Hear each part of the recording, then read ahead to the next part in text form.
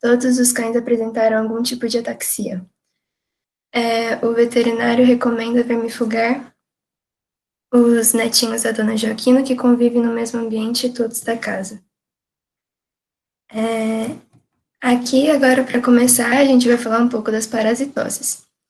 Aí, nos gatinhos, os principais nematóides são a Toxocara cati, o Ancylostoma tuboiforme, a Oncinara stephanocephala e a Toxascaris leonina. Os principais sintomas causados pela presença desses nematóides são transtornos gastrointestinais, como diarreia, vômito, atraso no desenvolvimento, que é bem preocupante em filhotes, e nos casos mais severos pode ter anorexia ou anemia. E lembrando que tanto a Toxocara quanto o Ancylostoma tuberforme, eles têm potencial zoonótico, né? Então, nos humanos, eles podem causar doenças viscerais, doenças oculares, além da leva migrans cutânea. Aí, aqui nas imagens, a gente optou por focar mais no Toxocara, porque ela também pode ser transmitida de outras formas, além da ingestão realmente da larva e dos ovos. Aí na figura 1, a gente resolveu relembrar que a toxocara ela pode ser transmitida para filhotes também via placentária e amamentação, então ela é bem comum em filhotes. Pensando ainda que a dona Joaquina provavelmente achou filhotes abandonados, né, que é bem comum. E na figura 2, a gente resolveu colocar um pouco do hospedeiro paratênico, que é o camundongo, e que, apesar de não acontecer reprodução sexuada ou sexuada nele, ele pode transportar as larvas de toxocara para o hospedeiro definitivo. E isso é muito, assim, comum nos gatos, né, pensando que eles têm o hábito predatório, principalmente com camundongos. Agora a gente vai falar das parasitoses nos cãezinhos. Uma delas foi o Dipylidium, que é o Dipylidium canino. Ele é um cistoide, ele também pode ser chamado de tênia canina. Ambos, tanto o Ascaris como o Dipylidium, eles se fixam na parede do intestino delgado do hospedeiro. O Dipylidium pode chegar até 60 centímetros de tamanho. E os sintomas são a presença desses segmentos do parasito, geralmente eles têm o tamanho de grão de arroz, e aí eles aparecem nas fezes ou presos na região de pelo, presos na região perianal. E aí é assim que geralmente os proprietários sabem que esses animais estão com esse tipo de verme. Os sintomas também incluem diarreia, perda de peso, constipação e o crescimento retardado ou falha, né, no crescimento e desenvolvimento desses animais jovens, porque eles estão roubando os nutrientes desses animais. Principalmente em animais jovens, porque é quando tem um grande nível de infestação. O Toxocara canis é outro nematóide. A gente colocou o Toxocara canis porque geralmente é o que mais aparece na clínica de cães. E as larvas também podem atingir o fígado e os pulmões, então ele não fica só no intestino delgado. E a forma de contágio, da mesma forma do Toxocara gati, também pode ser pela placenta ou pelo leite. Os sintomas também incluem desconforto abdominal, principalmente em filhotes. E dependendo da gravidade de infecção, pode ter obstrução e ruptura intestinal, pode ter também lesão pulmonar, tosse, aumento da frequência respiratória, corrimento nasal espumoso e falha no desenvolvimento do animal, principalmente em animais filhotes. Ambas as doenças elas têm potencial zoonótico, então pode ter ingestão acidental pelos humanos, né? Se não houver a higiene correta do local, pode ter contágio através da ingestão de ovos, e aí os humanos vão ter alterações hepáticas, pulmonares, nervosas, patologias oculares também, e viscerais. Aí aqui a gente colocou as pulgas e piolhos, que podem ser hospedeiros intermediários, e um exemplo de larva migrans cutânea, que acontece nos humanos. Pode passar. Aí, um dos medicamentos utilizados foi o tiabendazol. Ele é um tipo de antihelmíntico da classe dos benzimidazóis. Ele se liga à subunidade beta da tubulina. Daí ele altera a conformação dessa tubulina e inibe a união das duas subunidades que formam essa proteína. Daí, com essas modificações, tem erro no padrão de polimerização desses microtúbulos E aí as células do verme ele vai ter alguns problemas em processos vitais, como a função celular, na função celular, como a divisão mitótica, o transporte de nutrientes e alterações da estrutura da célula propriamente dita. Embora possa agir um pouco no animal, esse medicamento tem uma maior afinidade de ligação com a tubulina do parasito. Daí eles podem ser usados em ruminantes para todas essas doenças. Não vou falar todas, porque senão eu vou ficar aqui, né, falando muito. Pode ser usado em equinos também, suínos e cães e gatos. O metabolismo, a biotransformação acontece no fígado e pode ser excretado tanto pela urina quanto pelas fezes. E os efeitos adversos, eles incluem, quando há superdosagem, tem anorexia, vômito, diarreia, letargia e queda de pelos em cães. Como esse medicamento tem uma baixa absorção cutânea, ele pode ser usado de forma tópica em animais gestantes.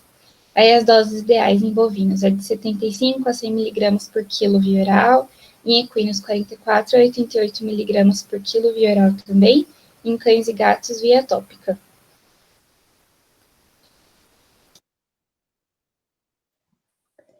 O pirantel é um vermífugo bloqueador neuromuscular despolarizante. Isso porque ele atua no receptor nicotínico de subtipo L, induzindo a abertura dos canais de cátion mediados pela acetilcolina. Aí isso faz com que ocorra a despolarização da membrana e assim a contração muscular, ocorre a despolarização da membrana e assim a contração muscular e a paralisia espática dos parasitas. Aí eles morrem por inanição. O pirantel é utilizado no controle de estágios adultos e imaturos de nematóides gastrointestinais, especialmente de equinos e cães. O seu uso é meio limitado nos ruminantes e suínos. O pirantel é apresentado como tartaro, que é hidrossolúvel e tem pouca absorção gastrointestinal, mas também é apresentado como pamoato, que o pamoato é pouco hidrossolúvel e, portanto, tem uma boa absorção no sistema digestório. Após a administração oral, ele tem um pico de concentração plasmática entre 2 e 3 horas.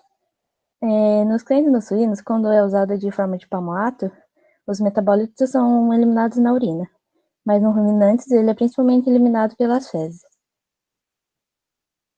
Como efeito adverso, tem a possibilidade do cão apresentar vômito. E o pirantel pode ser usado em gestantes e lactantes. E a combinação do pirantel com o oxantel aumenta o espectro de ação para aumentos e reduz o potencial para desenvolvimento de resistência. Isso porque o pirantel vai atuar no receptor nicotínico de subtipo L e o oxantel no de subtipo N. As doses ideais são todas por via oral, e em bovinos, ovinos e caprinos são de 25 mg por quilo, nos suínos de 22 mg por quilo, nos equinos de 20 mg por quilo, e cães e gatos de 15 mg por quilo.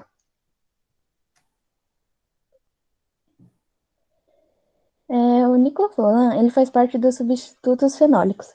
Assim, ele age impedindo o aproveitamento das reações de oxorredução, que reagem ao pH ideal para a produção de ATP. Isso acaba intensificando o ciclo de Krebs, resultando na perda de energia sob a forma de calor, e os parasitos morrem com esgotamento por fonte de energia. Além disso, o niclofano também age no tegumento dos vermes, fazendo com que ocorra o desprendimento dos cólex, da mucosa intestinal e dos proglódulos proximais. Ele também apresenta baixo índice de segurança e é reduzido pelo espectro antiumíntico. Ele é utilizado no tratamento de taenide e de pilite em cães e tratamento de facilo hepático em bovinos.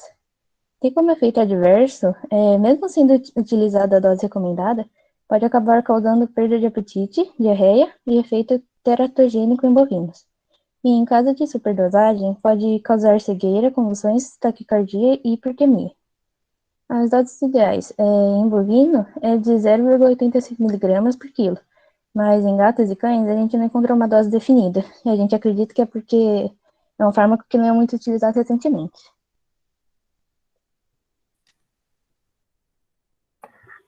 Algumas pontuações sobre o tratamento feito. Inicialmente, a gente pode falar sobre a infestação que houve nos gatos, que foi gerada pelo Toxocara candi, provavelmente. Porque é uma infecção comum quando ela é transmitida via mamária e via placenta, sendo que o medicamento, o tiabendazol, foi um fármaco que foi correto para utilizar essa parasitose. Já no tratamento dos cães, o nicofulan não foi o melhor medicamento, porque além de não apresentar um índice de segurança ideal, ele foi usado com superdosagem nos animais, sendo que foi responsável pela hiperventilação, hipertemia, taquicardia e a convulsão nos filhotes. O reduzido espectro antiomítico do nicofulan, ele não foi muito eficaz para erradicar as larvas do Toxocara, e continuaram no pulmão e no fígado dos animais, assim gerando inflamação nos brônquios, acompanhada da febre, tosse, aumento da frequência respiratória e corrimento nasal. É importante ressaltar que essa inflamação foi gerada pelo desprendimento dos vermes da parede intestinal dos animais, que foi decorrente da paralisia espática do antiomíntico. Então, contribuiu para o aumento de temperatura somente na região abdominal, não chegando a causar febre. Não houve aplicação de um ectoparasiticida, que é tipo antipulgas e assim, ou uma recomendação para a limpeza do local onde os animais estavam, que isso aumenta muito as chances de infecção por Dipilino cânio, visto que esses insetos são hospedeiros intermediários da doença e ingerem proglótides grávidas eliminadas junto com as fezes dos cães. A recomendação do veterinário para vermifugar as crianças é totalmente correta, já que o índice de zoonose que esses animais transmitem, esses vermes transmitem, é muito alto, principalmente em criança, que tem o maior costume de levar a mão na boca, coçar o olho. Então, é uma passagem direta dos vermes para a criança. E a decisão de tratar os filhotes também foi muito positiva, porque os animais convivem juntos no mesmo ambiente, né? Que favorece a transmissão de verminoses entre os animais. E já que tem contato com o cobertor e o mesmo espaço que os animais são divididos.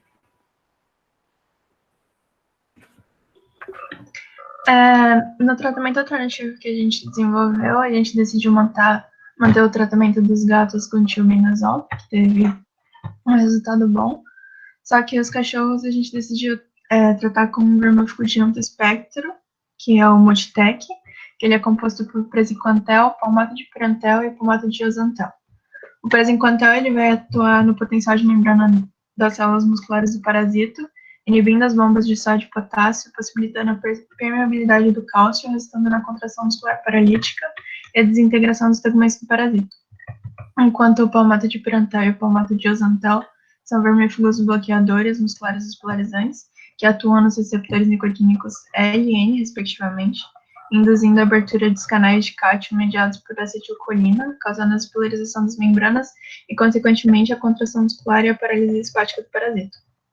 O Multitec ele é indicado no combate desses parasitos porque ele possui uma margem de segurança ampla e não apresenta nenhum efeito embriotóxico ou teratogênico, podendo ser utilizado em cães de todas as idades, incluindo lactantes, desmamados e gestantes. A dose vai variar de acordo com o peso do animal. Se ele tiver entre 2,6 e 5 kg, vai ser 400 mg. Se tiver entre 5,1 a 10 kg, vai ser 800 mg. E de 10,1 a 20 kg é 1.600 mg. A utilização do fármaco deve ser repetida após 15 dias, e depois desses 15 dias, tem que ser repetida após 3 meses, porque a gente leva em conta que a senhora deve trazer bastante animais de rua. Para o controle das pulgas, como a gente falou na pontuação, que foi um dos problemas do caso, a gente colocou o Simparic, que tanto para os gatos quanto para os cachorros, que vai tratar as pulgas que são um hospedeiro intermediário, principalmente do parasita de Pilidium canino. E o animal ele se contamina quando ele engolir esse hospedeiro intermediário. Então, se a gente tratar ele, a gente consegue parar o ciclo do parasita. O mecanismo de ação dele é a isosalazina, que inibe os receptores do neurotransmissor GABA e o receptor de glutamato, levando a atividade neuromuscular descontrolada e a rápida morte dos parasitas como os insetos e ácaros. Ele possui uma maior afinidade com os receptores GABA dos insetos. Os efeitos adversos dele são decorrentes de uma superdosagem, que pode desencadear vômito, diarreia, letargia e perda de apetite. A dose ideal também é relacionada ao peso do animal. Se estiver entre 1,3 e 2,5 kg, são 5 mg por quilo, 2,6 e 5 kg são 10 mg por quilo, e 5,1 a 10 kg são 20 mg por quilo. Além disso, a gente indicaria a limpeza mecânica das camas e dos cobertores, assim como a lavagem dos quintais com hipoclorido de sódio para inviabilizar tanto larvas, ovos ou pulpas das pulgas que podem estar nos ambientes. E também concordamos com o uso de vermífugo por toda a família, especialmente pelas crianças.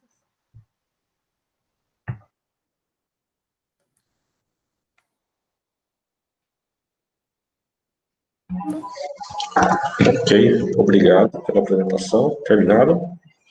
Terminar. Ninguém falou fim. Pronto. Ok.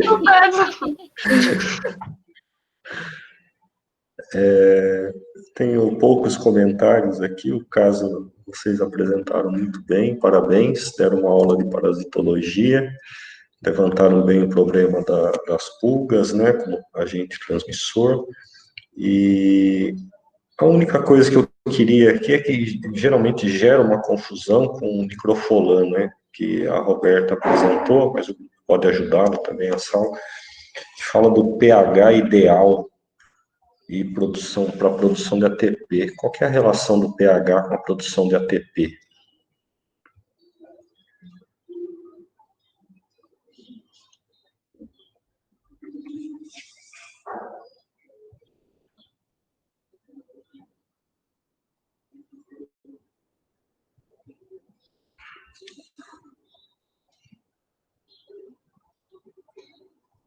Professor, Sim, posso falar? pode. Acho que é porque se o pH está muito baixo, se o pH se estiver muito alto, vai ter muita base no meio extracelular. E aí as mitocôndrias vão bombear mais hidrogênio. Daí isso favorece a produção de ATP. Qual que é o mecanismo de ação do microfolan?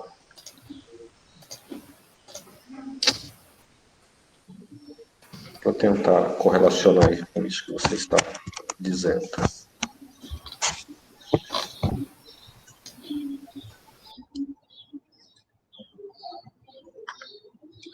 Isso. Então, a Roberta está dizendo, é um substituto fenólico, essa é a classe, né? E o mecanismo de ação de um substituto fenólico é...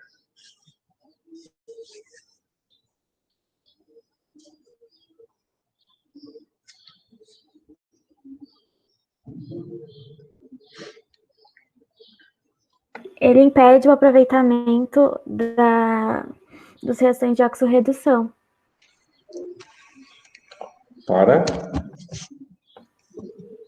Qual é o aproveitamento das reações de oxidorredução, Eduardo? Maria Eduarda? Isso, gerar ATP. A Luciana está respondendo aqui. Como que tudo isso está conectado com o mecanismo de ação do microfolan? Ele vai aumentar a produção de ATP ou vai diminuir? E como que ele faz isso? E com a relação do pH também, né? Que está tudo misturado.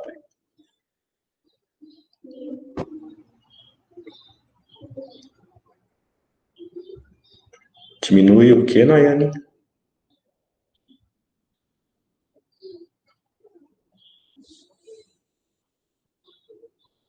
Isso, como? A Nayane está ajudando aí. Diminui a produção de ATP, mas como isso acontece na presença do fármaco?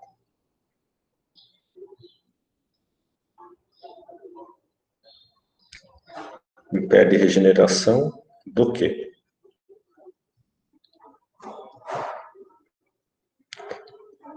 Tá, reoxidação do NAD, né? Mas qual a relação disso com pH e síntese de ATP? Sara está dizendo que bloqueia a produção de energia, fosforilação oxidativa, facilita... Ah, tá. Beatriz, que está mais no caminho aqui, ó. Facilita o retorno dos íons H+, para a matriz mitocondrial, desfazendo o gradiente pH. facilita o retorno de H+, a Kelly para a matriz, desfazendo o gradiente de pH. E qual a relação desse gradiente de pH com a produção de ATP?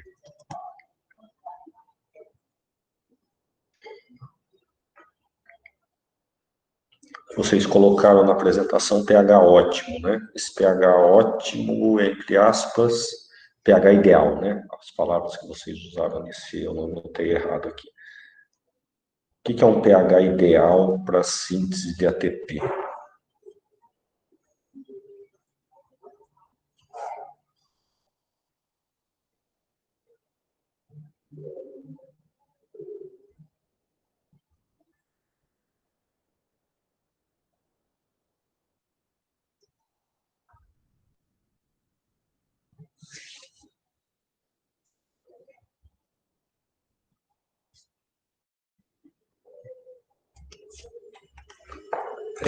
Luciana, não diretamente em relação com o pH sanguíneo.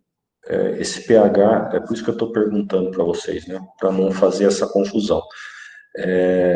Vocês falaram do pH, acho que do lado externo da célula, e misturado com mitocôndria, como que isso é organizado, né? O pH do sangue interfere na produção de ATP?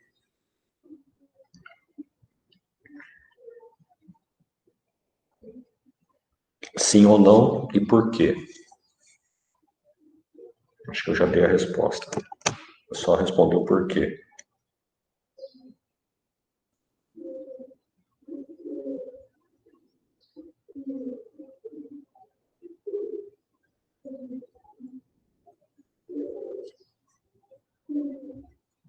pH da matriz mitocondrial. Ah, ok.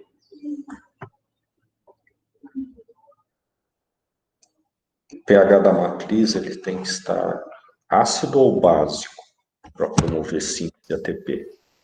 Professor, eu vou falar porque digitar vai demorar muito. Então, se um pH básico faz com que a mitocôndria libere para uma das suas membranas, provavelmente a externa, hidrogênio, e aí isso impede o ATP, então um pH ótimo para que a mitocôndria funcione de forma correta e gere ATP é o pH ácido, porque aí o hidrogênio não vai precisar ser bombeado para equilibrar e ele vai ser utilizado na oxidação, no ciclo de Krebs. E aí vai ter ATP. Aí você misturou tudo agora. Então, realmente, complicado. Como que ocorre a síntese de ATP?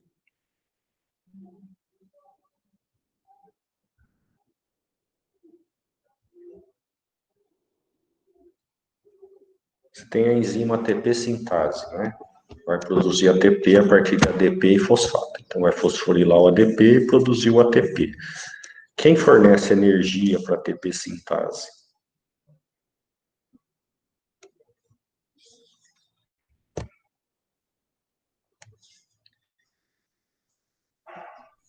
Professor, Sim? não é com a oxidação do NAD e aí a transferência de um par de elétrons para cada um dos complexos, dos 4 complexos da cadeia para formar o ATP? Não, se você está transferindo, está reoxidando o NAD e FAD, né, que vieram do ciclo de Krebs, e aí esses elétrons são utilizados pelos complexos para bombear prótons. Bombear prótons para onde? Para a matriz? A matriz, tá? Então, se eu estou bombeando o próton para a matriz, o pH, perdão, não é para a matriz, não. Não? É para o espaço intermembrano. Eita. Estou dormindo aqui, desculpa eu também. Você está bombeando da matriz para o espaço intermembrano, enquanto você oxida as coenzimas e transfere elétrons, ok? Sim. Aí, o pH da matriz fica mais básico ou mais ácido, se você está removendo prótons e passando para o espaço intermembrano? Se eu removo o próton, ele fica mais básico. Isso. Então, você tem, esse aqui é o pH ideal que o grupo começou a falar, né? Tá certo?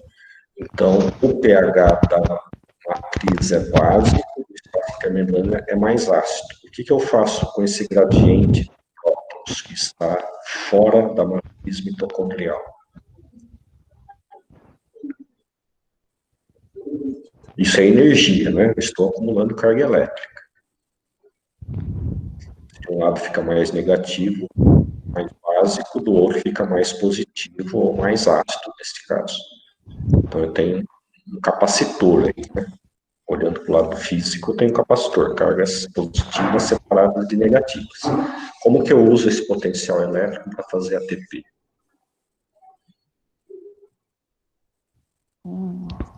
Aí eu já não sei. Alguém da sala lembra? Nós discutimos isso com aspirina já. É o mesmo problema da aspirina. Ah, porque vai gerar calor ao invés de gerar energia, não é? Não vai ter Isso. substrato, não é substrato suficiente. Vai desacoplar alguma parte da cadeia. Isso, exatamente. A palavra-chave é desacoplar. Desacoplar o quê do quê? O que está acoplado? Aí lascou, professor. Não lembro mesmo. Pergunta de prova, hein? Quem vai responder? Quem vai ajudar na IA?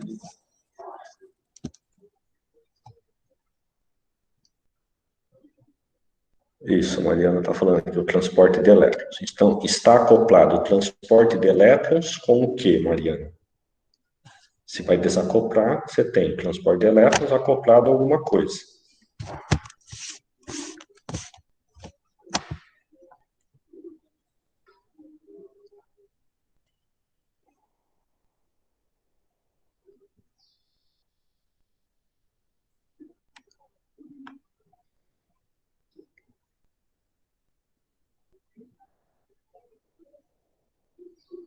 Vocês pensam, deixa eu procurar aqui o esqueminha que eu já mostrei para aspirina para vocês também.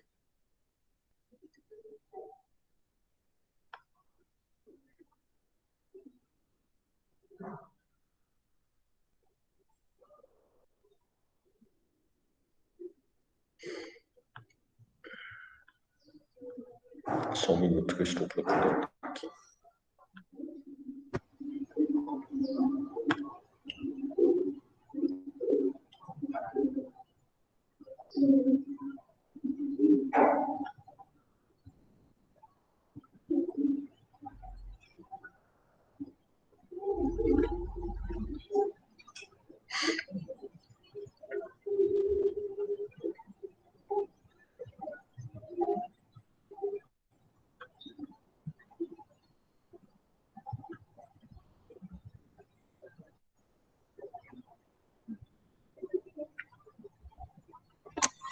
A Mariana respondeu aqui com a ATP sintase. Na verdade, ela fez uma pergunta se é a ATP sintase. Deixa eu compartilhar minha tela aqui.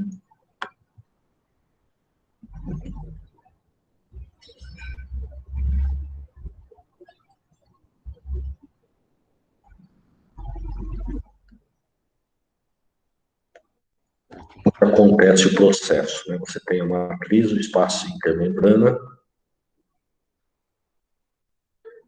Deixa eu mostrar aqui sem movimento, aqui tem uma gravação aqui. Peraí.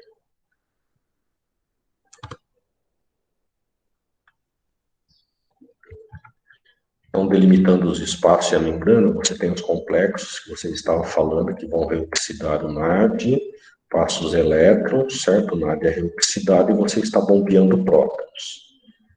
E aí isso continua, vai bombeando prótons. E os elétrons vão passando, né? Coenzima Q, complexo 3, complexo 4, citocromo C, e você vai acumulando prótons. Os elétrons vão com o oxigênio, acumulam prótons, e esses prótons voltam pela ATP sintase, e aí você tem a síntese de ATP. Tá? O que o fármaco faz? Ele pega estes prótons que estão aqui no espaço intermembrana e passa os prótons de volta para a matriz. Tá? Se vocês olharem a estrutura dos fenólicos, eles têm a capacidade de se protonar. Como é que eles chegam até o espaço intermembrana? Porque são permeáveis. O que é impermeável aqui é justamente esta membrana que é muito bem organizada aqui para poder fazer esse potencial elétrico, né? Aqui não está representado, mas a hora que eu movo prótons para lá, aqui esses prótons vêm do meio aquoso, aqui eu fico com carga negativa, né? Então dá esse potencial elétrico, e eu uso esses prótons para fazer ATP. Se esses prótons voltam por outros caminhos, né, carregados pelo fármaco, seja aspirinas, fenólicos, as salicila-anilidas e etc., o que vai acontecer? Eu não sintetizo ATP, aí o parasito morre de inanição, ok? Então eu estou desacoplando todo esse sistema de transportar elétrons para cá. Aí uma coisa que a Luciana tinha colocado é o pH sanguíneo, né? É aí que nós vamos chegar tanto na taquicardia quanto na hiperventilação e hipertermia. A Nayane adiantou que enquanto você está bombeando prótons e trazendo prótons de volta com o fármaco, não para o transporte de elétrons. Tá? Se não para o transporte de elétrons, aqui não aparece, né, o esquema, mas a mitocôndria, ela continua produzindo CO2 no ciclo de Krebs. É aí que você dá a hiperventilação e a energia que é perdida, ao invés de ser armazenada no ATP, a energia é perdida na forma de calor, que dá um efeito do fármaco, que é o quê? A hipertermia, ok?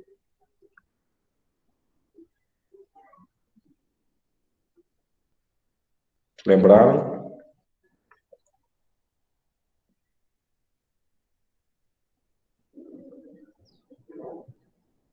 Tá, então é isso que vocês precisam correlacionar.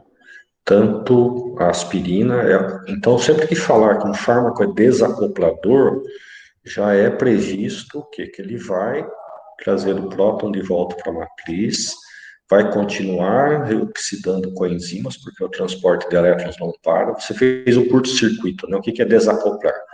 É fazer um curto-circuito. Agora continua passando elétrons, mas não guarda a energia e forma calor, que dá um dos efeitos adversos ali, que é a hipertermia. Ok? Então, dei uma revisada nisso. Certo? Deixa eu ver o que eu tinha anotado aqui. Acho que era isso. Que é para correlacionar os efeitos adversos. Professor, Okay. só uma perguntinha. Enquanto acontece Sim. isso, ele vai continuar produzindo ATP ou não? Não para totalmente, né? Se você parar totalmente, estou olhando. O parasito, sim, porque ele está concentrando, e a ideia é que ele pare mesmo, bloqueie e morra de inanição.